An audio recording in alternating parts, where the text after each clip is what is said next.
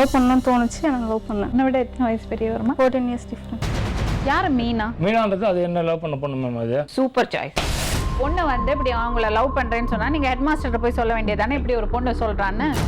சுயநலவாதிகளாக இருக்கீங்களோ நீங்கள்? லவ்வா? கழுத்தில் மஞ்சள் கயிறு சொல்லுவேன். என் பேர் நந்தினி மேம். நான் சத்வாச்சாரிலேருந்து வரேன். வெள்ளூர் டிஸ்ட்ரிக்டில் சத்வாச்சாரிலேருந்து வரேன். எனக்கு அக்கா இருக்காங்க, தம்பி இருக்காங்க. செகண்ட் நான். அக்காவுக்கு மேரேஜ் ஆகலை. நாங்கள் வந்து லவ் பண்ணிகிட்டு இருந்தேன், செல்வகுமார்னு சொல்லிட்டு. அதை தவிர என்ன பண்ணிட்டு இருந்தீங்க? படிச்சுட்டு இருந்தேன். அதை சொல்லுங்க முதல்ல. படிச்சுட்டு இருந்தேன். பிஎஸ்சி பயோடெக் பண்ணிகிட்டே இருந்தேன். நான் லவ் பண்ணிகிட்டு இருந்தேன் செல்வகுமார். எப்படி செல்வகுமார் பார்த்தீங்க? நான் 10th படிக்கும்போது எங்கள் ஏரியாவில் வந்து ஸ்கூல் இருக்குது. அந்த ஸ்கூலில் நான் படிச்சுட்டு இருந்தேன். 10th வரைக்கும் அந்த ஸ்கூலில் படிச்சுட்டு இருந்தேன். அப்போ அவர் எனக்கு தெரியும், அதனால் அவங்கள லவ் பண்ணி. எப்படி தெரியும்? ஆட்டோ ஓட்டுவாங்க, ஸ்கூலுக்கு அடிக்கடிக்கு வருவாங்க. எங்கள் ஏரியா தான் அவங்களும், அதனால் அவங்க லவ் பண்ணிகிட்டு இருந்தேன். எப்படி லவ் பண்ணீங்க? அதாவது ஃபஸ்ட்டு பார்ப்பேன், பேசுவேன். அதுக்கப்புறம் சில விஷயம் நான் எல்லாமே ஷேர் பண்ணுவேன். எதுக்கு அவர்கிட்ட ஷேர் பண்ணுறீங்க? எனக்கு பிடிக்கும். ஏன் பிடிக்கும்? அதாவது எல்லாமே வந்து ஃப்ரீயாக பேசுவாங்க. எனக்கு எதனா டவுட் இருந்ததுன்னா கூட நான் கேட்பேன், கொஞ்சம் கிளியராக சொல்லுவாங்க. அது இல்லாமல் வந்து என்ன டவுட் கேட்பீங்க? ஏதோ ஒரு படிக்கிற விஷயமா இருந்தாலும் சரி, இல்லை வீட்டில் இருக்கிற விஷயம், சில விஷயம் ஷேர் பண்ணுவேன். இல்லை வெளியே எங்கன்னா போயிட்டு வந்தேன்னா இங்கே போயிட்டு வந்தாங்க. அது எப்படி அவரோட க்ளோஸ் ஆனீங்க? அடிக்கடிக்கு அதாவது ஸ்கூலுக்கு வருவாங்க, போவாங்க. நான் ஃபஸ்ட்டு அண்ணன் தான் பேசினேன். அதுக்கப்புறம் தான் வந்து லவ் பண்ணணும்னு தோணுச்சு, எனக்கு லவ் பண்ணேன். யாருக்கு தோணுச்சு? எனக்கு தான் தோணுச்சு.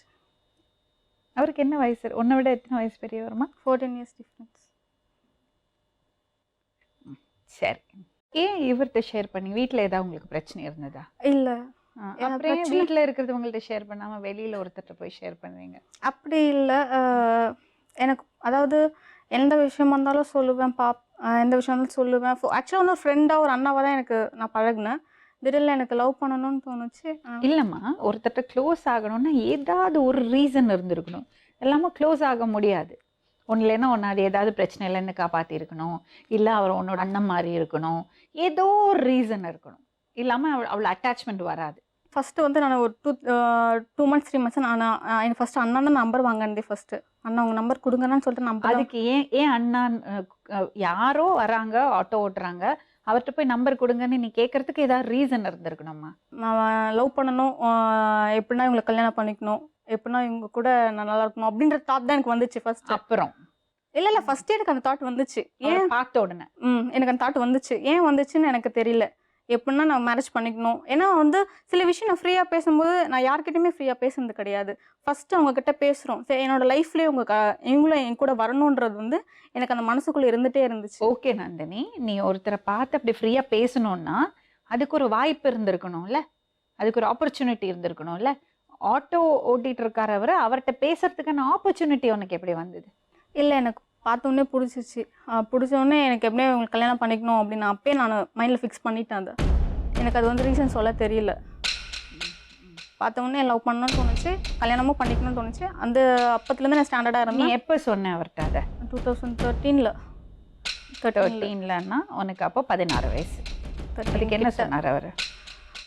இல்லை, நீ சின்ன பொண்ணாக இருக்க, வேணாம், இப்போதைக்கு தேவையில்ல, நீ இதே வந்து உனக்கு ஏஜ் ஆகிட்டு நீ இது மாதிரியே இருந்தேன்னா அப்போ கல்யாணம் பண்ணிக்கலாம் அப்படின்னு சொன்னாங்க. நான் அந்த ஸ்டாண்டர்டில் தான் இருந்தேன்.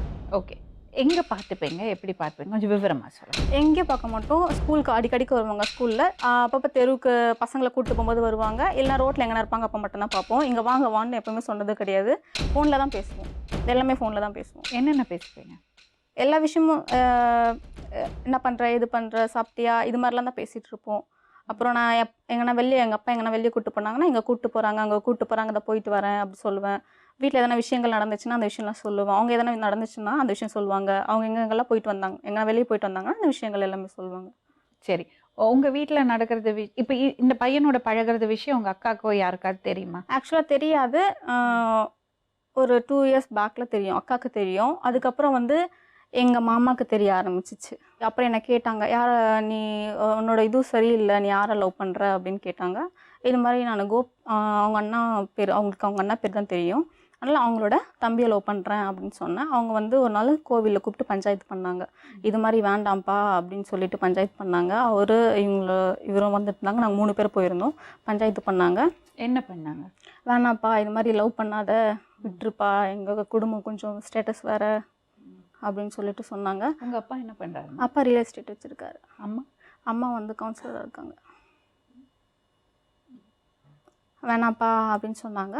சரின்னு சொல்லிட்டு அப்படியே அவங்களும் சரி வேணாண்ணா, அது மாதிரி இல்லைன்னா இந்த பொண்ணு வந்து திரும்பவும் அந்த அவளோட கான்ஃபிடென்ட்டாக அவள் லவ் பண்ணா அப்படின்னாக்கா நான் அந்த பொண்ணை மேரேஜ் பண்ணிப்பேன் அப்படின்னு சொன்னாங்க. அதே மாதிரி நான் அப்படி தான் கான்ஃபிடென்ட்டாக இருந்தேன். செல்வகுமார் என்ன படிச்சிருக்காரு? 10th. ஏன் படிக்கல?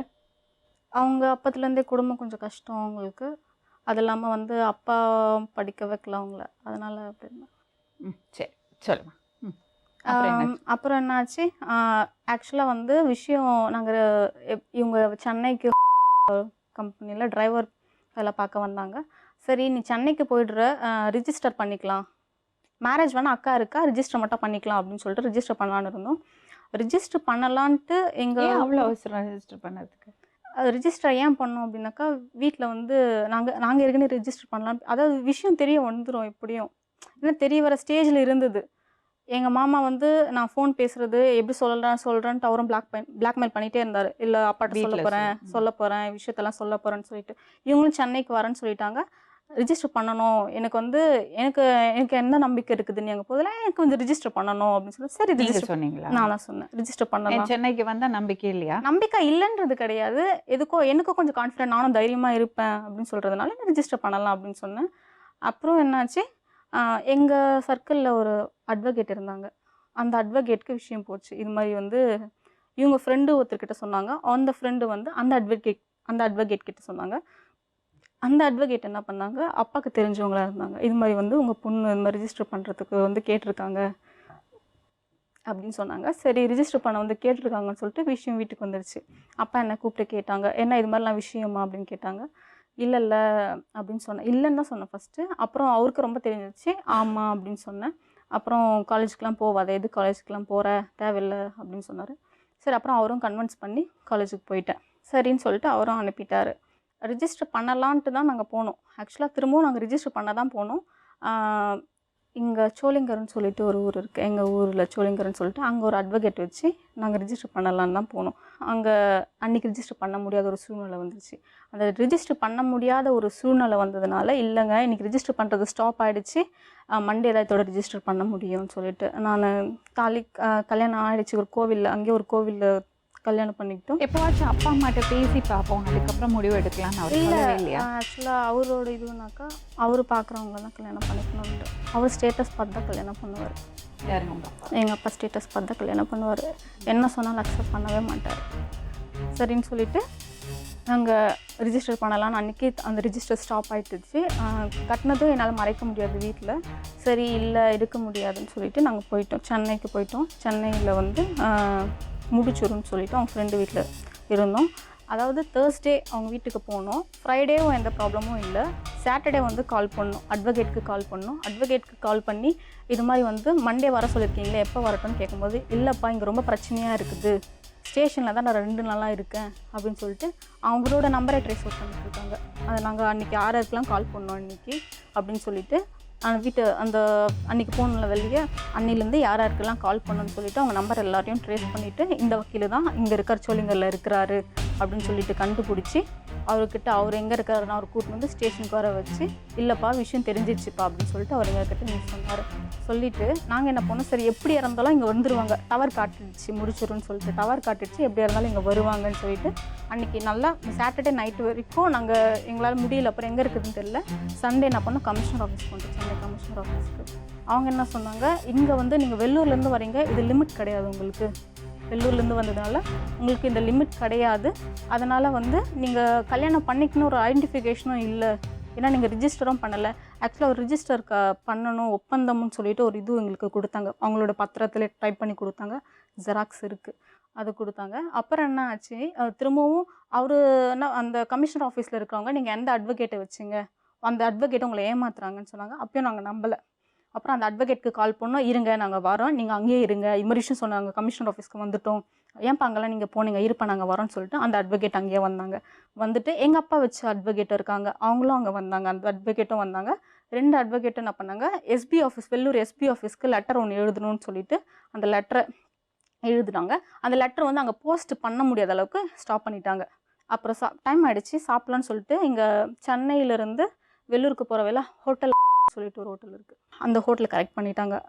இது மாதிரி இந்த ப்ராப்ளம் நடக்க போகுதுப்பான்னு சொல்லிட்டு அந்த ஹோட்டலில் இருக்கிறவங்கள மட்டும் கரெக்ட் பண்ணிவிட்டு நாங்கள் என்ன பண்ணோம், ஃபஸ்ட்டு ஹோட்டலுக்குள்ளே நுழைஞ்சிட்டு யாரும் இல்லை. சரி ரெஸ்ட் ரூம் போயிட்டு வரலான்னு சொல்லிட்டு ரெஸ்ட் ரூம் போயிட்டு இப்படி வந்தால் கிளாஸ் டோர் ஓப்பன் பண்ண உடனே எங்கள் ஃபேமிலியில் இருக்கவங்க எல்லோரும் இருக்காங்க அங்கே.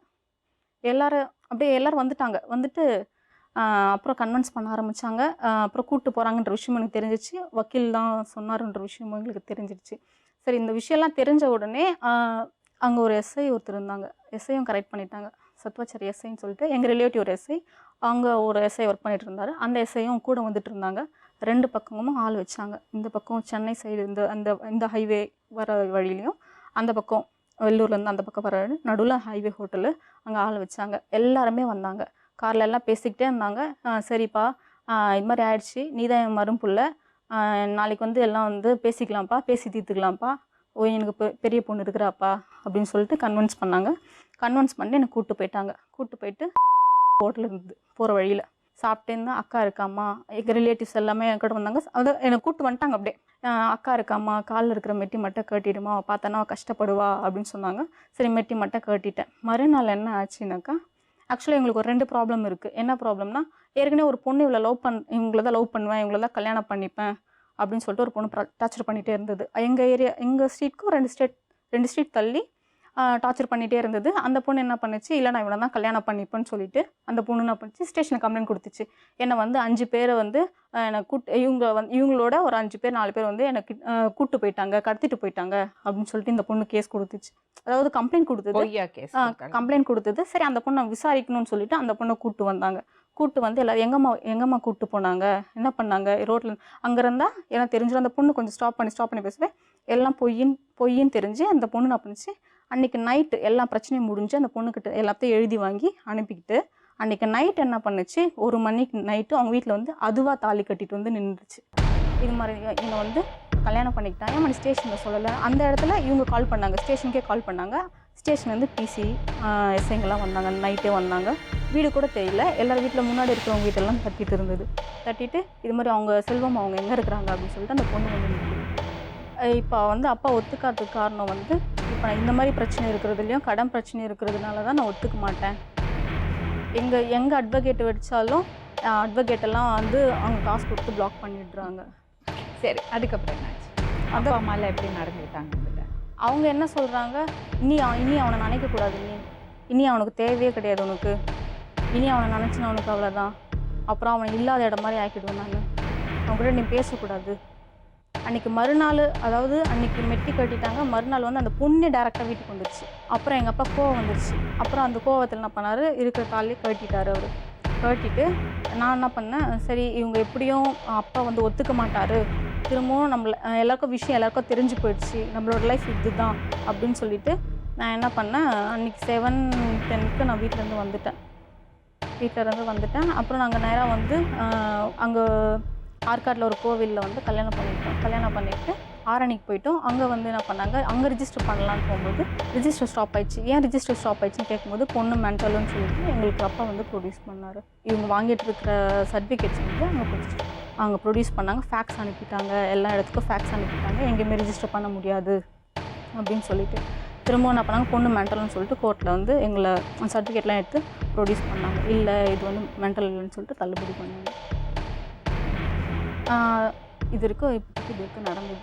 இப்போ 3 மந்த்ஸாக எங்கே இருக்கீங்க? 3 மந்த்ஸு ரிலேட்டிவ் வீட்ஸில் எல்லாம் லோக்கலில் தனியாக அம்மா பார்க்கவே இல்லை.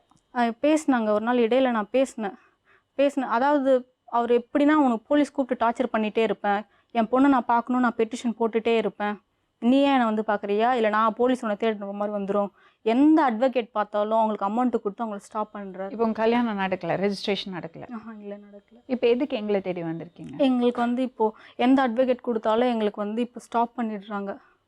அந்த அட்வொகேட்க்கு அமௌண்ட் கொடுத்து இனி இவங்களுக்கு வந்து எங்கள் சைடு வாங்க, உங்களுக்கு சப்போர்ட் பண்ணாதீங்க, அவங்களுக்காக ஆஜராகாதீங்க. இப்போ ஹைகோர்ட்டில் அப்பீல் பண்ணியிருக்காங்க. திரும்பவும் எதை வச்சு அப்பீல் பண்ணுறாங்கன்னு தெரில. ஹைகோர்ட்டில் அப்பீல் பண்ண போகிறோன்னு சொல்கிறாங்க. செல்வகுமார் என்ன சொல்கிறாரு? அவங்க என்ன சொல்கிறாங்கனாக்கா, நம்மளால எவ்வளோ முடியுதோ நம்மளை போராடி பார்க்கலாம், நம்மளால் முடிஞ்சது நம்ம போராடுவோம், எல்லா இடத்துக்கும் போயிட்டு வந்தோம். நீங்கள் முதல்ல சொன்னதெல்லாம் ரொம்ப சினிமாவில் பார்க்குற மாதிரியான லவ்வாக இருந்தது. ஃபஸ்ட்டு நீங்கள் சொன்னதுமே எனக்கு வந்து அதனால தான் நான் குறிப்பிட்டு கேட்டேன் என்ன ஏஜ் இருக்கும்னு. எப்பவுமே வந்து ஒருத்தரை பார்க்கும்போது டக்குன்னு ஒரு ஒரு க்ளோஸ்னஸ் ஃபீல் ஆகுதுன்னா ஒன்று இல்லைன்னா ஒரு அண்ணா ஃபிகர் இல்லைன்னா ஒரு மென்டர் அப்படி தான் தோணும். அதுலேருந்து வந்த அட்ராக்ஷன் தான் உங்களுக்கு. எங்கேயோ ஒரு இடத்துல உங்களுக்கு வந்து அவரை பார்த்து ஒரு அட்மிரேஷன் தோணியிருக்கு. அப்படி தான் நீங்கள் இதுக்குள்ளே போயிருக்கீங்க. சப்போஸ் செல்வகுமார் ரொம்ப நல்ல பையன், உங்களை நிச்சயமாக பார்த்துப்பானா நாங்கள் டெஃபினட்டாக சப்போர்ட் பண்ணுறோம். ஆனால் சப்போஸ் நாங்கள் கன்வின்ஸ் ஆகலை வச்சுங்களேன், we will not support you. But I am sure நீ பண்ணுறது கரெக்டாக இருந்ததுன்னா you can expect that from us.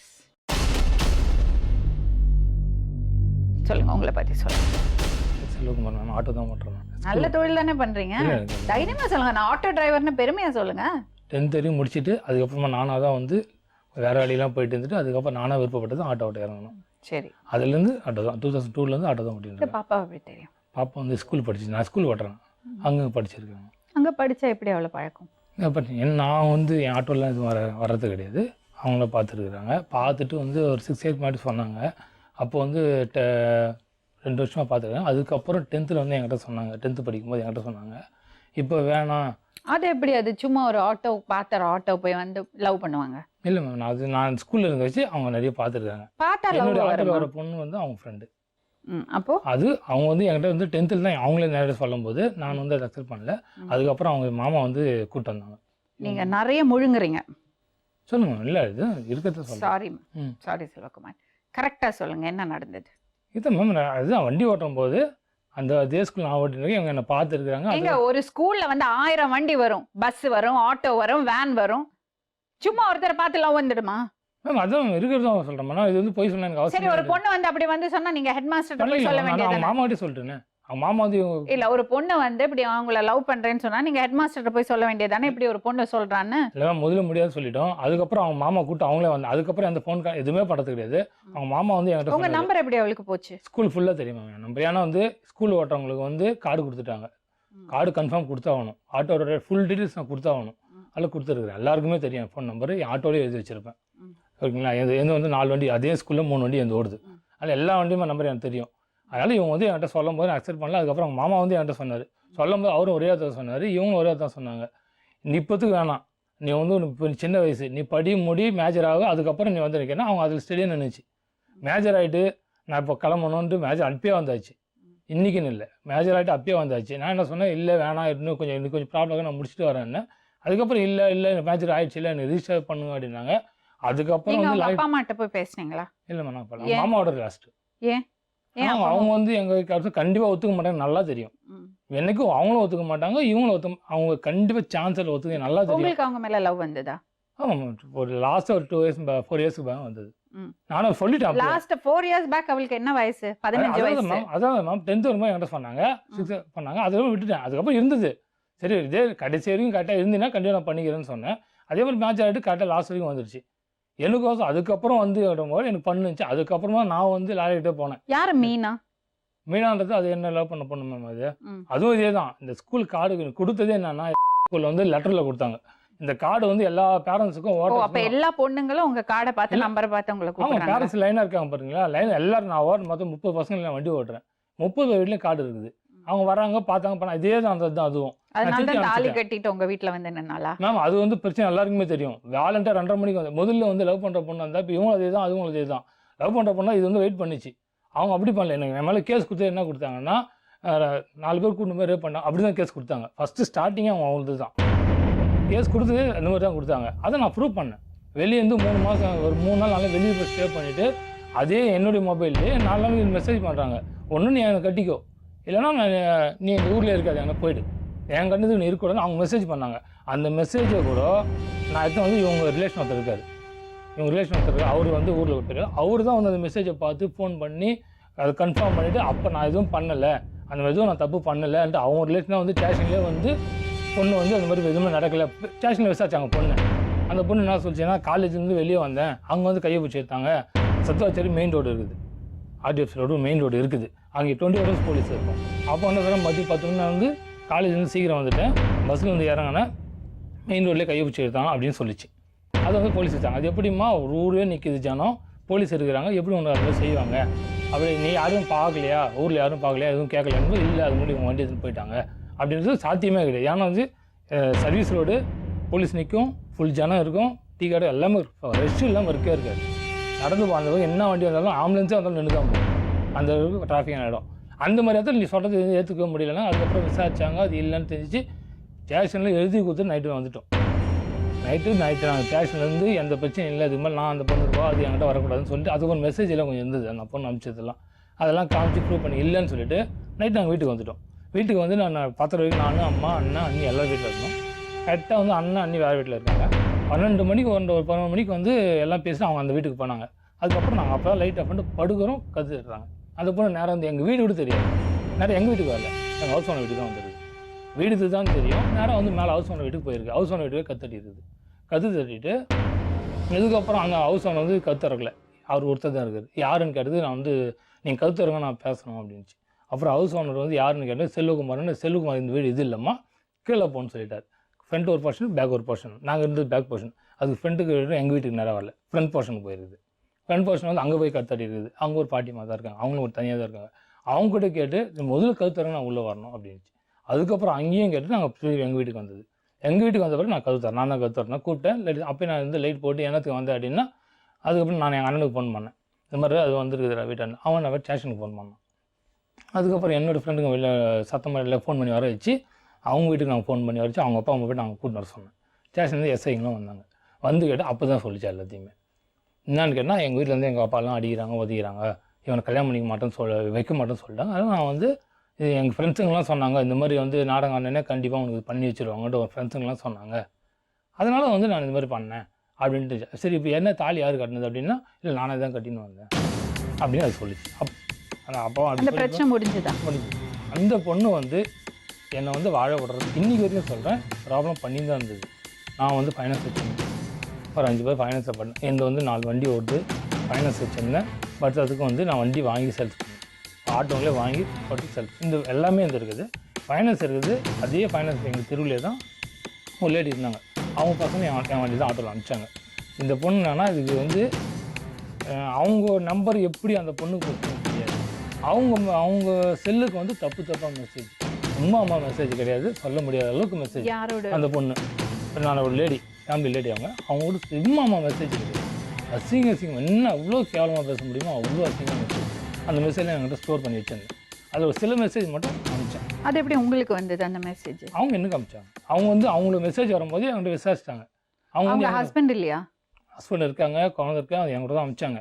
அவங்க வந்து ஏன் உங்களுக்கு அனுப்பிச்சாரா? ஹஸ்பண்ட்டை சொல்ல வேண்டியதானே? அதுதாங்க நான் சொன்னேன் ப்ராப்ளம் வந்து, ஏன்னா அவங்களுக்கு வீட்டில் நிறைய ப்ராப்ளம், ஹஸ்பண்ட்கிட்ட சொன்னால் ஹஸ்பண்ட் என்ன டிவோர்ஸ் பண்ணிடுவார் அப்படின்ற ப்ராப்ளம் இருந்துச்சு. அதுக்கு தான் நான் என்ன பண்ணேன், உங்களுக்கு ப்ராப்ளம் இருக்குங்களா நான் பார்த்துக்கிறேன், அந்த ஃபோன் மெசேஜ்லாம் வரட்டும் நான் பார்த்துக்கிறேன் அப்படின்னு சொல்லிட்டு. எதுக்கு ப்ராப்ளம் இருக்கணும்? நீங்க சின்ன பையன், அவங்க ஹஸ்பண்ட் குழந்தைங்க எல்லாம் இருக்காங்க, ஒரு பிரச்சனை இருந்தா முதல்ல ஹஸ்பண்ட்டை தான் சொல்லுவோமே தவிர உங்கள்கிட்ட சொல்ல மாட்டாங்க. ஏன்னா ப்ராப்ளம் வந்து அவங்க ஹஸ்பண்ட் போனால் பெருசாகும், அது என் பேர் வந்து பெருசாகும். ஹஸ்பண்ட் அண்ட் வைஃப்க்குள்ள இருக்கிற க்ளோஸ்னஸ் விட உங்கள்கிட்ட எதுக்கு? இல்லை, அவங்க ஆல்ரெடி அவங்களுக்கு ப்ராப்ளம். ஹஸ்பண்ட் அண்ட் வைஃப் வாழ்ந்துட்டு இருக்காங்க, குழந்தை இருக்கு. எனக்கு ஒரு ப்ராப்ளம் வந்ததுன்னா முதல்ல நான் என்னோட ஹஸ்பண்ட்டை தான் சொல்லுவேன். குழந்தை ஆட்டோல ஸ்கூலுக்கு கூட்டிட்டு போற பையன்ட்ட சொல்ல மாட்டேன். ஸ்கூலுக்கு பையன்ல அவங்க என் பேருன்றது அவங்க சொல்றது ஒரே, அவங்க நம்பர் 4 பேருக்கு தான் இருந்தது. ஒன்று என்கிட்ட, இன்னொன்று எதிர் வீட்டில் அவங்க ஹஸ்பண்டுக்கு, இன்னொருத்தர் இருக்கு 4 பேர். அந்த 4 பேர் நம்பர் பர்டிகுலர் செல்வத்தை நீ பண்றீங்களா அப்படின்னு இருக்கும்போது அவங்க நேரம் என்கிட்ட தான் கேட்டாங்க. எங்க ஹஸ்பண்ட் எதுக்கு உங்கள்ட்ட கேட்கணும்? ஹஸ்பண்ட் தான் சொல்லணும். அவங்க ஹஸ்பண்ட் சொன்னா சந்தேகப்படுவார். அது எப்படிங்க சந்தேகப்படுவாங்க? ஹஸ்பண்ட் அண்ட் வைஃப்க்குள்ள அந்த அண்டர்ஸ்டாண்டிங்லனா வாழ முடியாது. அப்படிதான் லாஸ்ட் ஆச்சு. என்ன பிரச்சனை வந்தாலும் ஃபர்ஸ்ட் ஹஸ்பண்ட்டை தான் சொல்லுவாங்க. உங்கள்கிட்ட சொல்றதே தப்பா இருக்கு. அதான் மேம் அவங்க என்கிட்ட சொல்லும் போது என்கிட்ட பர்டிகுலர் அந்த ஹஸ்பண்ட் இதே முடிச்சிங்க போது நான் எவ்வளோ இதாக பண்ணேன். ஆனால் அந்த பொண்ணு அவங்க பார்க்கவும் இல்லை, வெறும் ஃபோன் நம்பர் வச்சு அதே மெசேஜ் அனுப்பிச்சு அதெல்லாம் எனக்கு அவங்க அனுப்பிச்சது இந்த மாதிரிலாம் அனுப்புகிறாங்க, முதல்ல எனக்கு பிரச்சனை முடியும்னு என்கிட்ட அனுப்பிச்சாங்க. நான் கொஞ்சம் நானும் அவங்கள்ட்ட ரெக்வஸ்ட் பண்ணதான், நீங்கள் பெருசு பண்ணிக்காதீங்க, அது அப்படி தான் பண்ணோம், விட்டுருங்க, கொஞ்ச நாள் அப்படி பண்ணோம், அதுக்கப்புறம் விட்டுட்டோம், நானும் விட்டுட்டேன். அதுக்கப்புறம் இது வளர்ந்து, ஆனால் அதுக்கப்புறமா எனக்கு அவங்க கூட இன்னொரு நல்ல பழக்கம் என்னன்னா, நான் கொஞ்சம் எனக்கு ஃபைனல் காசு வேணும்னு அவங்க கூட வாங்கியிருந்தேன். இல்லைன்னு வாங்கியிருக்கும்போது அந்த விஷயமும் நான் ஹஸ்பண்ட் மூலிமா தான் மூவ் பண்ண சொன்னேன். ஏன் அவங்கக்கிட்ட சொன்னேன்னா, அவங்க ஹஸ்பண்ட் எனக்கு பழக்கமே கிடையாது. இவங்க வந்து பசங்களை அனுப்பும்போது கூட இவங்களா தான் வந்து என்கிட்ட சொன்னாங்க. அவங்க எனக்கு பிரச்சனைன்னும் போது, இந்த ஃபஸ்ட்டு பிரச்சனை நடக்கும்போது அவங்களுக்கு தெரியும், அவங்களுக்கும் தெரியும் பிரச்சனை நடக்கும்போது தெரியறதுனால அவங்க வந்து டேட்டா என்கிட்ட மூவ் பண்ணாங்க. சார் அவங்க என்கிட்ட மூவ் பண்ணும்போது சரி நான் எல்லாம் எங்களுக்குள்ளே பேச முடிச்சிடலாம், நான் காசு வாங்கும்போது சரி அவங்க ஹஸ்பண்ட் வந்து என் வீட்டு பத்திரம் வச்சு தரேன், எனக்கு அர்ஜென்ட்டாக தேவைப்படுதுன்னு. அவங்க என்ன பண்ணாங்க, சரி எங்கள் ஹஸ்பண்டுக்கு நான் சொல்லிட்டேன், நானும் இது வாட்டி அவங்க கூட சொன்னாங்க, கேட்கட்டுங்களா ஹஸ்பண்ட்னா, இல்லை நாங்கள் சொல்லிட்டதாலே அவங்க கொடுத்தாங்க. அதுவும் அவங்களோட கேஷ் என்கிட்ட இப்போது கேஷ் இல்லைங்க, ஜுவல்ஸ் வச்சுக்கோங்க, உங்கள் பேர்லேயே எங்கள் ஹஸ்பண்ட் வைக்க சொன்னாருன்னு நான் வச்சேன். அதுக்கப்புறம் ப்ராப்ளம் வந்தா வச்சு தான் உங்கள் பேர்லேயே வச்சுக்க சொன்னாங்க. ஆமாம், நான் அது அவங்க ஹஸ்பண்ட் வச்சு நாங்கள் பேசிட்டோம். அவங்க ரெக்கார்டு கூட பண்ணி வச்சாங்க. அவங்க ஹஸ்பண்ட் நான் கேட்டேன், எனக்கு தெரியும் ஹஸ்பண்ட் அப்படிலாம் சொல்ல மாட்டாருங்க. அதுதான் சொல்லுங்க, அதுதான் சொன்னாங்க. உட்கார்ந்து இருக்கிறவங்க எல்லாம் முட்டாளுங்க. இல்லை நாங்கள் நீங்கள் சொல்கிறீங்க, ஹஸ்பண்ட் சொன்னாரா அவர் பேர்லேயே வச்சுக்கிறது? அவர் சொல்லலை, அவங்க சொன்னதா இவங்க என்கிட்ட சொன்னாங்க. அதுக்கப்புறம் லாஸ்ட்டாக ஃபைனலில் வந்து நான் அவங்கள கேட்டேன், ஏன் உங்களுக்கு சொல்லி நீங்கள் சொன்னீங்கன்னு சொன்னீங்கன்னா, அவங்களே வந்து அவங்க ஹஸ்பண்டுக்கு அவங்களே தான் சொன்னாங்க, இல்லை நான் தான் தெரியாமல் சொன்னேன், நீங்கள் வாங்க மாட்டேங்குது தான் நான் அந்த மாதிரி சொன்னேன்னு அவங்களே தான் சொன்னாங்க. Very good. அதுக்கப்புறம் முடிஞ்சது. Very good, super choice. ஒரு ஸ்கூலுக்கு குழந்தைங்களை கூட்டிகிட்டு போகிறாரு அந்த லேடி, அந்த அம்மா வந்து இவர்கிட்ட காசு நகையை கொடுத்து வச்சு நீ எடுத்துக்கோ எதுவுமே சரியா பண்ணலம்மா. எனக்கு I am very very unhappy, totally not convinced. இது சரியில்லை. நீங்கள் என்ன நியாயம் பண்ண சொல்லுங்கள் தம்பி. சரிங்க மேம், அது எனக்கு அது கன்வின்ஸாகவே ஆகலை. அதான் மேம் அதான் சொன்னேன், என்னுடைய ப்ராப்ளமே அதுதான். நான் வந்து எங்கள் வீட்லேயும் சரி வெளியிலும் சரி என் பிரச்சனை நானே முடிச்சுக்கணும்னு பார்ப்பேன். அதுதான் என்னுடைய ப்ராப்ளம். அதனால தான் இன்னொருத்தட்ட போய் நகையை வாங்கினீங்க? இல்லை, அது கூட நான் என் பத்திரத்தை கொடுத்துட்டு தான் வாங்கினேன். என் பத்திரம் கொடுக்காமலாம் வாங்கல. என்னுடைய பத்திரம் ஆமாங்க, எனக்கு தேவையான பத்திரம் கொடுத்து தான் வாங்கினேன். பத்திரம் கொடுத்து வாங்கினா ஒரு புருஷன் பொண்டாட்டி குடும்பத்தோட வாங்கிட்டு இருக்காங்கன்னா வாழ்ந்துட்டு இருக்காங்கன்னா, புருஷன் பொண்டாட்டி இருக்கும்போது அண்ணா அண்ணியும் சொல்லி போய் பேசி வாங்கலாம், இல்ல அக்கா மாமா சொல்லி போய் வாங்கலாம். புருஷனுக்கு தெரியாம பொண்டாட்டிட்ட போயிட்டு ஒரு டீலிங் வச்சுக்கிறது வந்து தப்பான விஷயம். அது லாஸ்ட் அது மாதிரி பண்ணதான் நான் பண்ண தப்பு. அது முடிஞ்சிச்சு, வேணாம் சொல்லி அவங்களும் போயிட்டாங்க. அதுக்கப்புறம் நான் வந்து இந்த பிரச்சனை நடக்கும்போது இந்த மாதிரி டவுட்டாக வந்துச்சு, இல்லை நீ ரெஜிஸ்டர் பண்ணிவிட்டு எங்கன்னா போகிறது நான் ரெஜிஸ்டர் பண்ணலான்னு கூப்பிட்டு போனேன். அது கூட நான் அப்பயோன்னு வேணான்னு சொன்னேன். அதுக்கப்புறம் இல்லை நாங்கள் அதுக்கப்புறம் லாயர்கிட்ட போயிட்டு நான் கேட்கும்போது இல்லை ரெஜிஸ்டர் பண்ணக்கூடாது, இப்போது 3 மாதம் ஆகணும்னாங்க. அதுக்கப்புறம் 3 மாதம் கழிச்சு நான் பண்ணும்போது தான். இப்போ எங்கே இருக்கீங்க? நாங்கள் எங்கள் வீடு தான் இருக்கேன். எங்கே? நாங்கள் திருவண்ணாமலை வெளியே. நீங்கம்மா? நாங்கள் ஆர்மியில் இருக்கோம் மேம். நீங்கள் என்ன நினைக்கிறீங்க இதை பற்றி? இல்லைங்க மேம், ஃபஸ்ட்டே நாங்கள் சொன்னோம். அதாவது ஃபஸ்ட்டு வந்து நந்தினி வரும்போது சொன்னது, எங்களுக்கு வந்து இவங்க லவ் பண்ணுறாங்கன்றதெல்லாம் எங்களுக்கு கன்ஃபார்மாக தெரியவும் தெரியாது. ஏன்னா இவன் அந்த டைமுக்கு காலைல 7 மணிக்கு போடாமல் நைட் வரைக்கும் அவனுக்கு அவ்வளோ வேலை இருக்கும். எனக்கு எதனா ஒரு ப்ராப்ளம்னாலும் இவன் தான் ஃபேஸ் பண்ணுவான், இவங்க அண்ணனுக்கு ப்ராப்ளம்னா அவன் தான் ஃபேஸ் பண்ணுவான். அதனால் எங்களுக்கு அந்த தாட் வரல. சொல்லும் போதெல்லாம் கூட இப்போ 2 பிரச்சனை ஆகும்போதெல்லாம் கூட வந்து பிரச்சனை ரொம்ப பெருசாக ஒரு முறையும் சொல்லும் போதெல்லாம் பத்திரமாயிருன்னு சொல்லிட்டு போறேனே தவிர இது மாதிரி லவ் பண்ணாங்கன்றதெல்லாம் தெரியாது. லவ் பண்ணறது ஒரு கிரைம் எல்லாம் கிடையாதுமா, அது ஒரு பெரிய தப்பெல்லாம் கிடையாது. அப்படி இந்த பொண்ணு ஏமாத்தணும் அப்படின்னா நாங்க வெளியே ஒரு நாள் வெளியே. அதாவது எங்களுக்கு தம்பி ஒரு விஷயம் மட்டும் உங்களுக்கு புரிய மாட்டேங்கிறது, அவளுக்கு பெத்தவங்க இருக்காங்க, ஒரு குடும்பம் இருக்கு, அவளுக்கு ஒரு அக்கா கல்யாணம் ஆகாம இருக்காங்க, அவங்கள பத்தி யோசிக்கணும். மேம் ஃபர்ஸ்ட் முறை வந்து இவங்க வந்துட்டு போதே நாங்க வந்து ஸ்டேஷன்ல எங்களை கூப்பிட்டு, அதாவது பாட்டிக்கு உடம்பு சரியில்லை நான் வந்தேன், அப்போதான் பொண்ணை கூட்டின்னு போயிட்டாங்கன்னு சொன்னாங்க. நான் வெளியில் வெயிட் பண்ணிட்டு இருக்கும்போது அம்மாவும் தம்பியும் ஸ்டேஷன் வரைக்கும் போயிருக்குங்கன்னு சாவி வச்சுட்டு போகிற இடம்னு தெரியும், சாவி தரணும் உள்ளே இருங்க அப்படின்னு பெரிய தம்பி ஃபோன் பண்ணி சொல்லும்போது வந்து திறந்து உள்ளே தான் போனேன். அதுக்குள்ளே பார்த்தா ஒரு 20 பேர் வந்தாங்க. வந்து இந்த மாதிரி பொண்ணு உன் தம்பி கூட்டின்னு போயிட்டானான்னாங்க. நான் இப்போ தாங்க வரேன், எனக்கு விஷயம் தெரியாதுங்கன்னு சொல்கிறேன். அது எப்படி உனக்கு தெரியாமல் இருக்கும்? உன் தம்பி கூட்டின்னு போன விஷயம் உனக்கு தெரியாது. நான் இப்போ தாங்க வரேங்க நானுன்னு சொல்லிகிட்டே இருக்கிறேன். அவங்கவுங்க உள்ளே போய் ரூம் செக் பண்ணாங்க, அது செக் பண்ணாங்க, மேலே போனாங்க, கீழே வந்தாங்க. ஒரு பாட்டி வயசாந்து மேலே பார்த்துட்டு இருக்குது. எனக்கு ஒன்றும் புரியல. உடனே என் பெரிய தம்பி ஃபோன் பண்ணாடா, இப்போ தான் நான் உள்ளே வந்து நுழையிறேன், யாரோ என்னமோ தம்பியை பற்றி சொல்கிறாங்க, எனக்கு ஒன்றும் புரியலடான்னு. உடனே ஸ்டேஷன்லேருந்து ஆரம்பித்தான். எஸ்ஐ தான் வந்து எங்களை கூட்டின்னு வந்து சேஃபாக, அதாவது நான் வந்தது அம்மாவை பார்க்கல தம்பியை பார்க்கல, ஃபோனில் பேசினேன். உடனே எங்களை பஸ் ஏற்றிட்டாங்க. போனேன் 2வது முறை எங்களுக்கு காலையில் திருப்பி 2 மணிக்கு, நான் போனது 12 மணி 1 மணி இருக்கும், 11 மணி இருக்கும். 2 மணிக்கெல்லாம் இவங்க அப்பா வரல, பெரியப்பா வந்தார், இன்னும் 2-3 பேர் யாரோ 2 மணி நைட்டு எங்கள் வீட்டுக்கு வந்து கத்தாட்டினாங்க. சைதாப்பேட்டில் வந்து கத்தாட்டினாங்க. நீங்கள் அங்கே தானே இருந்தீங்கன்னாங்க. அவங்க வரும்போது நான் அங்கே தான் இருந்தேன். அதான் சொன்னீங்க, எங்களுக்கு ஒன்றும் விஷயம் புரியல, பெரிய தம்பி கேட்டால் நீ வீட்டில் இருக்கா, காலையில் வான்னு சொல்லி எங்களை அனுப்பிட்டான் அப்படின்னு சொல்லும்போது நான் போனேன். எனக்கு விஷயம் போல. ஆனால் நான் போய் 12 மணிக்கு போனால் 2:30 மணிக்கு வந்தாங்க. திருப்பி 6 மணிக்கெல்லாம் பசங்க கொண்டு திரும்பி வந்துட்டு எனக்கு என்ன ஆச்சு ஏதாச்சுன்னு தெரியல. வந்துட்டேன். வந்து ஸ்டேஷனில் பண்ணால் அம்மா நின்றுட்டு இருக்கிறாங்க, தம்பி கேட்டுட்டு இருக்கிறாங்க. உனக்கு அதாவது இவங்க வந்து லெட்டர்லாம் எழுதி வச்சுட்டு போயிட்டுருக்காங்க போல இருக்குது. அதை டேபிள் மேலே வச்சுன்னே எங்கள் பெரிய தம்பி டார்ச்சர். நீ போய் எங்கே தேடுவியோ என்ன பண்ணுவியோ தெரியாது, நீ போய் கூட்டிகிட்டு வா. கூட்டின்னு வந்தேன்னா அவங்க அம்மாவை நான் விடுறேன். அம்மாவை சுற்றி எவ்வளோ பேர் ஸ்டேஷன் உள்ளே வந்து நாங்கன்னு பார்த்தீங்கன்னா 3 பேர் மேம் நாங்கள். ஆனால் அவங்க சைடில் எக்கச்சக்க எங்களுக்கு ஒன்றுமே போடல. ஏன்னா இதெல்லாம் வந்து எங்களுக்கு இவங்க வண்டியில் தொழில் பண்ணுறானுங்க போகிறானுங்க மாட்டிச்சுனா நாங்களோ அம்மாவோ எதுக்குமே நாங்கள் எங்கேயும் போனது கிடையாது. எல்லாமே இவனுங்களே பார்த்துக்கோங்க. எங்களுக்கு அப்படி இருக்கும்போது புரியல, யாரை கூப்பிடுறதுன்னும் தெரியல. எவ்வளோ அளவுக்கு போய் சொல்லி எல்லாம் முடிஞ்சு வெளியில் வந்த பின்னாடி ஏதோ பேசுனாங்க கொண்டாங்க. என்னைக்கு போனாங்க, வியாழக்கிழமை போனாங்க, ஒரு 2 நாள் வெளியில் இருந்தாங்களாம். அதுக்கப்புறம் சனிக்கிழமை ஞாயிற்றுக்கிழமையே வந்துட்டாங்க. இல்லை அது வந்து பொண்ணை வந்து அவங்களே கூட்டிகிட்டு போயிட்டு இருந்தாங்க. இவன் மட்டும் சொன்னீங்க பார்த்தீங்களா, இப்போ அவங்க அக்கா ஒன்று இருக்குன்னு, அவங்க அப்பா எனக்கு யாரும் வந்து கூப்பிடல. 2 நாள் என் கூட இருந்துச்சு. 3ஆம் நாள் எனக்கு தெரிஞ்சிச்சு. நாங்கள் நேராக கமிஷன் ஆஃபீஸ் போனோம். அவர் வந்து நேராக வரல சொன்னாங்க. அப்போ அவங்க அப்பா வந்து என்கிட்ட ஒரே வார்த்தை கேட்டார். என்கிட்ட என்னை திட்டலை, எதுவும் பண்ணலை. எல்லாரும் வந்து என்கிட்ட ஒரு வார்த்தை கேட்டாங்க, பொண்ணு அமுச்சு வை, கண்டிப்பாக நான் உனக்கு கல்யாணம் பண்ணி வைக்கிறேன். ஆனால் பெரிய பொண்ணு ஒன்று இருக்குது, கண்டிப்பாக அந்த பொண்ணுக்கு முடிஞ்சால் நான் பண்ணி வைக்கிறேன்னு சொன்னார். அவர் எதனா ஒரு பொண்ணு பேசலை, அப்பயும் அமுச்சு வச்சேன். நான் தான் அமுச்சு வச்சேன். ஏன் கிளம்பணும்? அதை மறுபடியும் என்னன்னா, அவர் நீங்கள் சொன்ன என் மேலே தப்பு இருந்துச்சு, நான் ஒத்துக்கிறேன், இல்லைன்னு சொல்லலை. ஆனால் அவர் பண்ண ஒரு டார்ச்சர் என்னென்னா, நான் மரியாதை கொடுத்து அமுச்சு வச்சேன். ஒன்று போகும்போது மெட்டி கட்டிட்டாங்களா, அது அன்றைக்கி கழட்டிட்டு இருக்காங்க. போகும்போது மெட்டி கழட்டியிருக்காங்க, அது ஒன்று கூட. அதுக்கப்புறம் போயிட்டு அவங்க என்ன பண்ணாங்க, எப்படி அதை டார்ச்சர் பண்ணாங்க எனக்கு அந்த டேட் வரைக்கும் தெரியாது. ஆனால் என்னோட பேர் என்னன்னா, ஊருக்கு போயிட்டு 10 லட்ச ரூபா வாங்கி தான் பொண்ணை விட்டான். 10 லட்ச ரூபா காசு வாங்கி தான் பொண்ணை விட்டான். 10 லட்ச ரூபா வாங்கி தான் பொண்ணை விட்டான். இந்த விஷயம் பொண்ணுக்கும் தெரியாது, எனக்கும் தெரியாது. எப்படி தெரியுதுன்னா, யார் வந்து எங்கள் வீட்டில் எங்களுக்கு விஷயம் எப்படி தெரியுதுன்னா, என்கிட்ட கடன் வாங்கி நான் கடன் வாங்கி தான் செய்வேன். எல்லாம் இங்கன்னு இல்லை, எனக்கு இது வரைக்கும் நல்லா என்கிட்ட முதல் இல்லை, நான் கடன் வாங்கி தான் செய்வேன். 10 லட்ச ரூபா காசு மாமா எங்கள் வீட்டுக்கு அம்மா 10 லட்சம் வாங்கி நான் பொண்ணு விட்டுட்டான். போய் ரூபா உங்களுக்கு தரணும் வாங்கிக்கோங்கட்டு. அதுவும் இல்லாமல் நான் வீடு வாங்கியிருக்கேன்.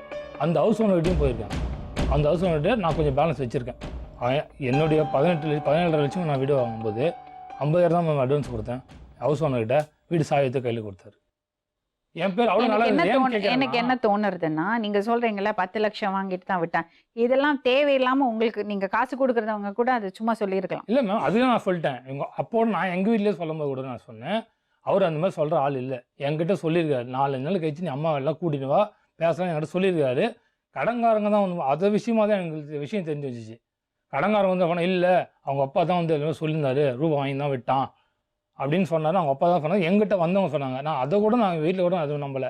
அதுக்கப்புறமா நானே நேரிட போனேன் கடன்கிட்ட. உங்ககிட்ட யார் சொன்னது ரூபா நான் வாங்கிட்டேன்னு அப்படின்னு அவங்களே சொன்னாங்க. அவங்க அப்பா அதை விடுங்க, வேற என்னது தம்பி, வேற என்ன பிரச்சனை? அதுக்கப்புறம் என்ன பிரச்சனை? அதுக்கப்புறம் பிரச்சனை என்னன்னா, வீட்டில் டார்ச்சர் பண்ணியிருக்காங்க, கட்டில் கட்டி இதெல்லாம் அறுத்துருக்குறாங்க. அவங்க பாத்ரூம் போனாலும் சரி, எங்கே போனாலும் பசங்களை பாதுகாப்பு வச்சுருக்காங்க. வச்சுட்டு அதுக்கப்புறம் நானும் எதுவும் பண்ணல. அதுக்கப்புறம் எனக்கு வந்து ஃபோன் பண்ணிச்சு, நைட்டில் ஃபோன் பண்ணிச்சு, இல்லை ரொம்ப டார்ச்சர் பண்ணுறாங்க, என்னால் முடியல, இதுக்கப்புறம் நான் இங்கே இருந்தேன்னா எனக்கு தான் ப்ராப்ளம்னு. அதுக்கப்புறம் நான் கூட்டு போன 3 நாளில் பாடிட்டு எடுத்தேன். அதுக்கு நான் திருப்பி ஊருக்கு வந்தேன். திருப்பி வந்து நான் வீட்டில் இல்லை, திருப்பி நான் வெளியே போயிட்டேன். 6 மணிக்கு வந்து இருந்துட்டேன். அதுக்கப்புறமும் நான் வீட்டில் வந்து இருக்கும்போது என்னால் முடியல, ரொம்ப பண்ணுறாங்க பிரச்சனை. எனக்கும் இதே தான் பண்ணாங்க. ஒரு இல்லை நான் எங்கேயுமே தொழில் செய்யாத மாதிரி பண்ணி வச்சிட்டாங்க. கடன் வாங்கி துட்டு வாங்கி விட்டேன். எல்லாம் என்ன கேட்க ஆரம்பிச்சாங்க. துட்டு வாங்கி தானே விட்டேன். என்கிட்ட நான் சொன்னார், கட்டித்தரேன், நீ 4 வீட்டுக்கு கொண்டு வரணும். அதுக்கப்புறமும் கூட எங்கள் அத்தையை வச்சு நான் ஃபோன் பண்ணேன். என்னென்னா 4 நாள் கழிச்சு வர சொன்னீங்களே, நாங்கள் 1 வாரமே கழிச்சு இதுமாதிரி பாட்டி சேர்த்தனால நாங்கள் வர முடியல. 4 நாள் இருந்து எங்கள் அத்தை ஃபோன் பண்ணாங்க அவங்க அப்பாவுக்கு. அவர் அப்போ தீர்த்த சொல்கிறார், அந்த மாதிரிலாம் என்கிட்ட பேச என் ரேஞ்ச் என்ன, உங்கள் ரேஞ்ச் என்ன, நீங்கள் அவங்க என்கிட்ட பொண்ணு கேட்பீங்க, வந்து வீட்டு பக்கம் வந்துடாது.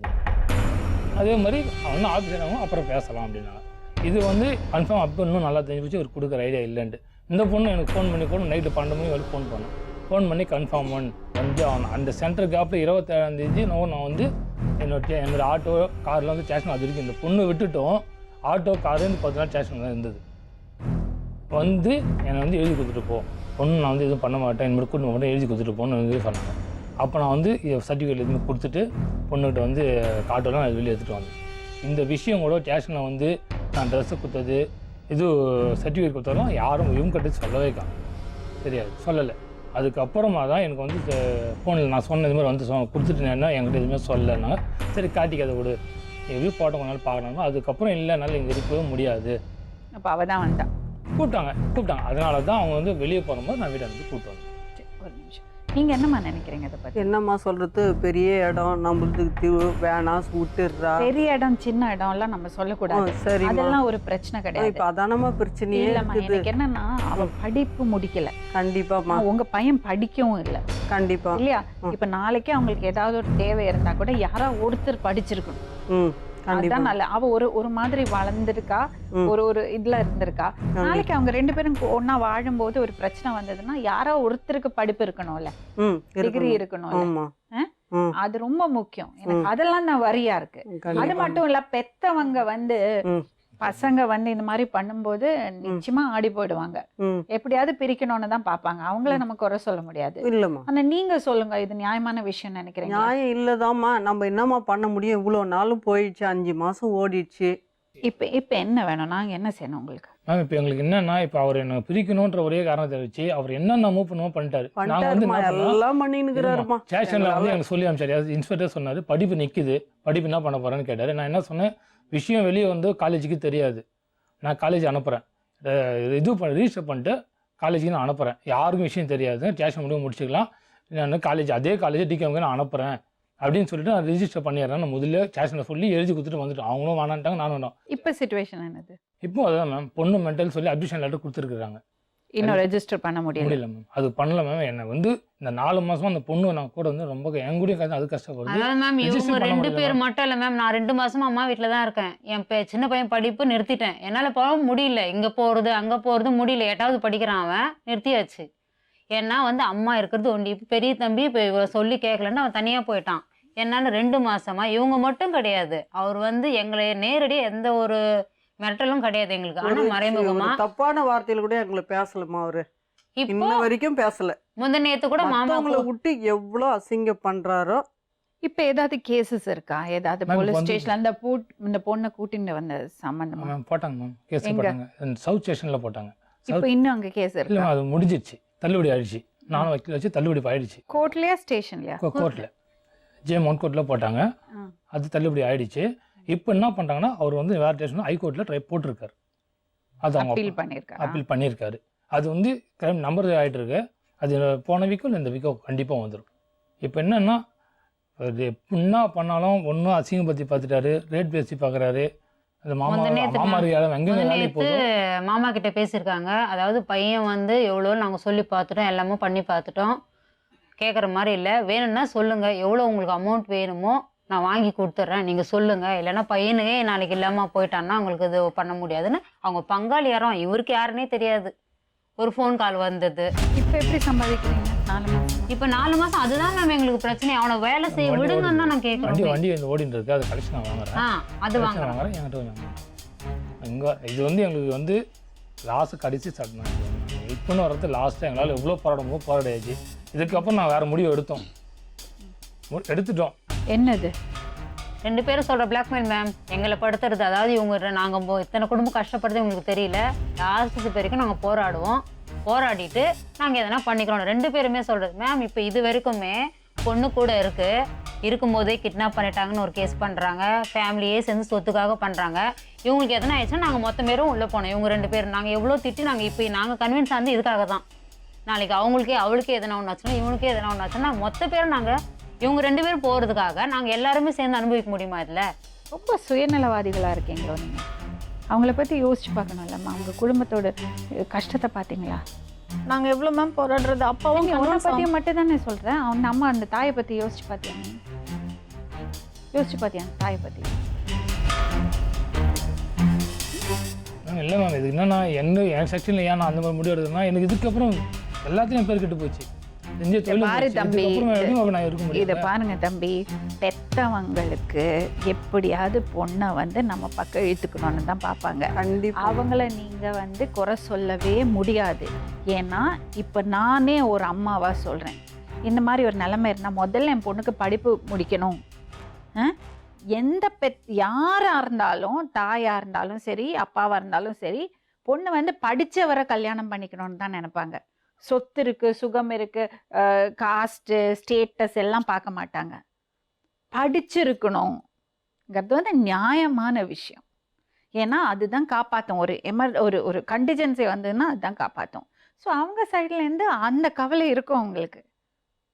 புரியா? அதுக்குன்னு நீங்கள் தப்பான பையன்னு நான் சொல்லலை. ஆனால் அதனால அவங்க மேக்ஸிமம் ட்ரை பண்ண தான் செய்வாங்க. என்ன இப்போ நீங்கள் எங்களை தேடி வந்திருக்கீங்க, எங்கிட்ட கேட்டிங்கன்னா ஐ எம் நாட் கன்வின்ஸ்ட். என்னன்னா அவள் படித்து முடிக்கல. இதே அவள் படித்து முடிச்சுட்டு நீங்கள் அவங்க அக்கா கல்யாணம் பண்ணிவிட்டு நீங்கள் அப்புறம் ஒரு முடிவு எடுத்திருந்தீங்கன்னா, இல்லை அவங்க அப்பாட்டுக்கு போய் பேசிட்டு அப்புறம் அவங்கள ஒத்துக்காமல் தென் நீங்கள் வந்து ஒரு முடிவு எடுத்திருந்தீங்கன்னா அப்போ நாங்கள் கன்வின்ஸ் ஆகிருப்போம். ஐ எம் நாட் கன்வின்ஸ்டுப்பா. நான் கன்வின்ஸ் ஆகாத விஷயத்த நான் வந்து அவங்கள கூப்பிட்டு கன்வின்ஸ் பண்ண முடியாது. ஆனால் நீங்கள் எங்களை தேடி வந்திருக்கீங்க, உங்களுக்கு ஒரு லீகல் ப்ரொசீஜர் இருக்குல்ல, அந்த ப்ரொசீஜர் என்னதுன்னு ஹெல்ப் பண்ணி கொடுப்பாங்க. ஆனால் எங்கிட்ட ஒப்பீனியன் கேட்டேன்னாமா இது தவறு. You are not old enough. அந்த தம்பி நல்ல தம்பி தான், அவங்க நல்ல ஃபேமிலி தான், எந்த பிரச்சனையும் இல்லை. ஆனால் நீ செஞ்சது மேக்கப். உங்கள் அக்காவை பற்றி யோசிக்கலை, அம்மாவை பற்றி யோசிக்கலை, அவங்க அம்மாவை பற்றி யோசிக்கலை, கண்ணை மறைச்சிருச்சு காது. டெஃபினெட்லி நீங்கள் வந்து தப்பான முடிவை எதுவும் எடுக்கக்கூடாது. அது வந்து it's not the right thing to do. Hello hello, வணக்கம் சார். வணக்கம் மேடம், சொல்லுங்கள் மேடம். இப்போது இங்கே 2 பசங்க வந்திருக்காங்க, 2 பேருமே மேஜர். பையனுக்கு 32 வயசு, பொண்ணுக்கு 19 வயசு. சரி மேடம். போன செப்டம்பரில் இவங்க வெளியே வந்திருக்காங்க, வீட்டை விட்டு வெளியே இருக்க அந்த பொண்ணு. அதுக்கப்புறம் பிரச்சனை எல்லாம் ஆயிருக்கு, கன்வின்ஸ் பண்ணி வீட்டுக்கு கூட்டிகிட்டு போயிருக்காங்க. மறுபடியும் வீட்டில் கொஞ்சம் அந்த பையனை மறக்க சொல்லி கொஞ்சம் ப்ரெஷரைஸ் பண்ணின போது மறுபடியும் இந்த பொண்ணு வெளியே வந்துட்டா. சரி மேடம். மறுபடியும் வெளியே வந்ததுக்கப்புறம் ரெஜிஸ்டர் பண்ணுறதுக்கு ட்ரை பண்ணியிருக்காங்க. ஆனால் அங்கே வந்து பொண்ணுக்கு வந்து மென்டல் இதில் கொஞ்சம் டிஸ்டர்ப்டாக இருக்கா, சரியான மனநிலையில் இல்லைன்னு சர்டிஃபிகேட் வாங்கியிருக்காங்க. சரி. இப்போ அவங்களுக்கு ஒரு டவுட் இருக்குது. என்னென்னா நம்மள்ட்ட ஹெல்ப் கேட்டு வந்தாங்க. ஃபர்ஸ்ட் ஆஃப் ஆல் நான் கன்வின்ஸ் ஆகலை. என்னென்னா இவங்களுக்குள்ளே இருக்கிறது ஏஜ் டிஃப்ரென்ஸ், அது மட்டும் இல்லாமல் இந்த பொண்ணு வந்து படிப்பை பாதியில் விட்டுருக்கா, அடுத்தது வந்து அந்த பையன் படிக்கலை. ஸோ இந்த விஷயங்கள் எல்லாம் எனக்கு கொஞ்சம் டிஸ்டர்ப் பண்ணுது. அண்ட் அந்த பொண்ணோட அக்காவுக்கு இன்னும் கல்யாணம் ஆகலை. ஸோ அவங்க பேரண்ட்ஸ் சைட்லேயும் அது ரொம்ப ஒரு வருத்தமாக தான் இருக்கும். ஸோ நான் கன்வின்ஸ் ஆகலை. ஸோ அதனால நான் எனக்கு இதில் உடன்பாடு இல்லைன்னு நான் சொல்லிட்டேன். பட் பசங்க 2 பேரும் வந்து இல்லை, நாங்கள் வந்து தப்பான ஒரு விஷயத்தில் முடிவு பண்ணியிருக்கோம், நாங்கள் தற்கொலை பண்ணிப்போம் சொல்லி இமோஷ்னலி பிளாக்மெயில் பண்ணுறாங்க. சரி மேடம். 2 பேரும் மேஜர். அதனால நாங்கள் சொல்கிறத எடுத்துக்கிட்டீங்கன்னா ஓகே, இல்லைன்னா நீங்கள் அட்வைஸ் கேட்டுங்கன்னு சொல்லி தான் உங்களை கனெக்ட் பண்ணோம். அந்த பையனை பேச சொல்கிறேன் சார், பேசிக்கப்பா. இப்போ பொண்ணுக்கு வந்து மென்டல் சர்டிஃபிகேட் கொடுத்துருக்காங்க சார்.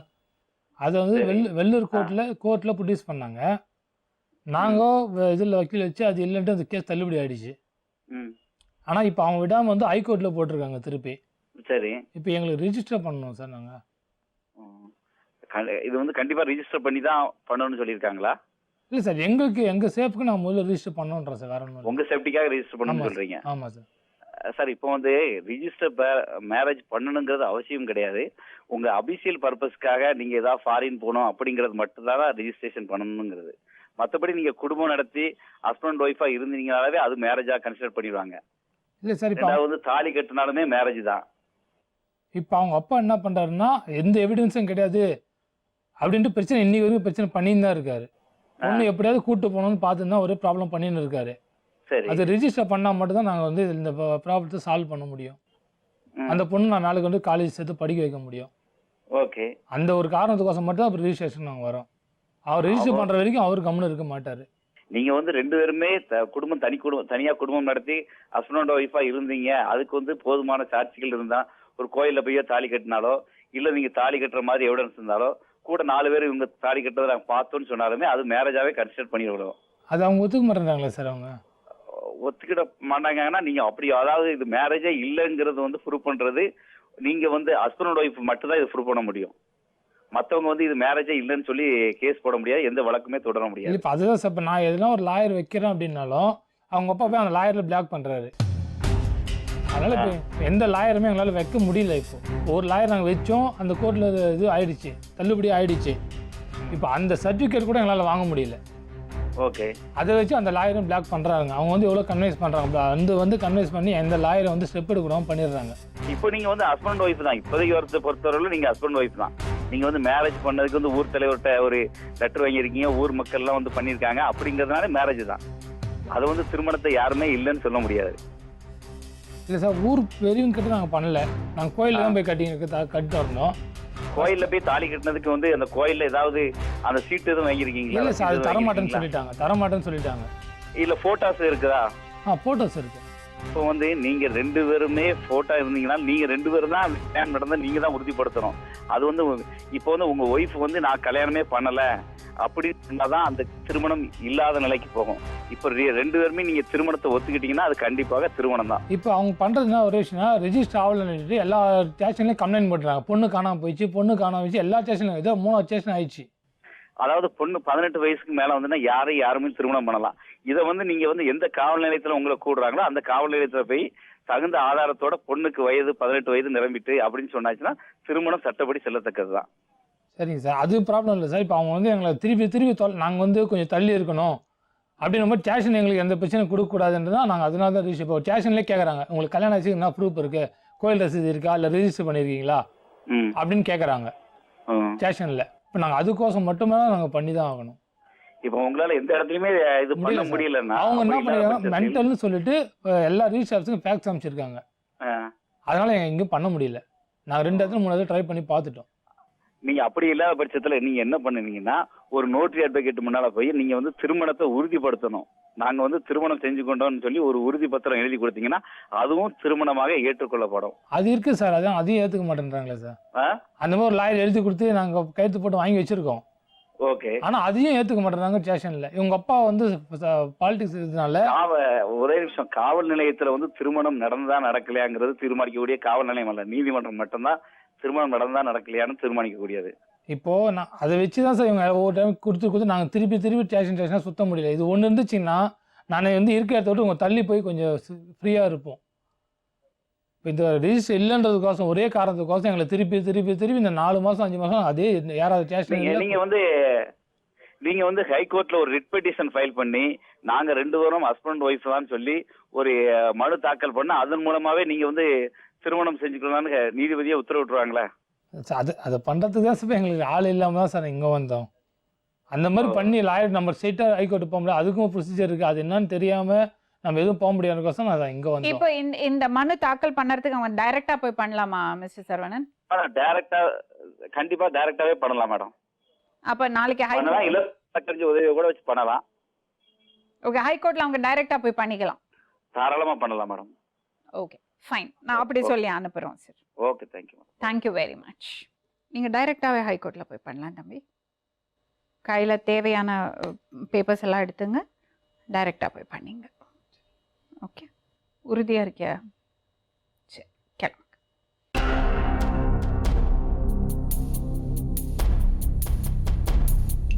மீண்டும் இன்னொரு உண்மை சம்பவத்துடன் உங்களை சந்திக்கும் வரை நன்றி, வணக்கம்.